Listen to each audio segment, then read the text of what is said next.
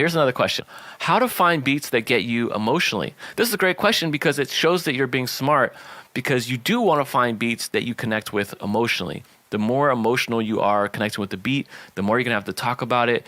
The more you kind of feel connected to the beat, the more subconscious stuff is there, the more subconscious material that can come out, and you can start tapping into your subconscious and maybe the Akashic records, so that you can be privy to unlimited energy and universal information that only exists when you trust and you allow the process and you give yourself space to be receptive of the gifts of the universe.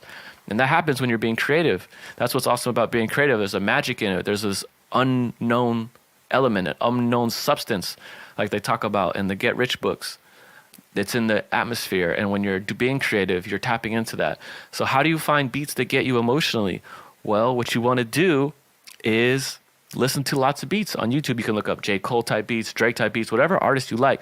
Look up their type beats, look up type beats for these different types of artists, and just find ones that connect with you, and trust your feelings and trust your feelings, trust your heart, feel what your heart feels like when you listen to the beats. And when you find something that you feel like connects emotionally, make a note of it or download it. You can use a YouTube MP3 downloader. Make sure you give the beat maker credit.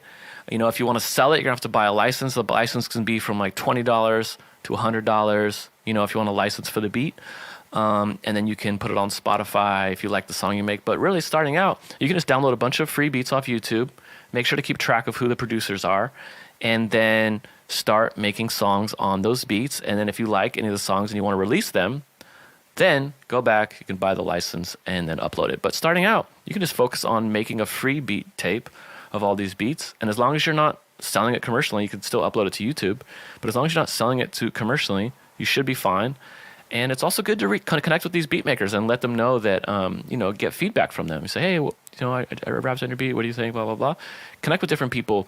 It's good to connect with up and coming beat makers that don't have as much followers, because then you can kind of find people you can build with. As you're getting better, they're going to want to work with you more.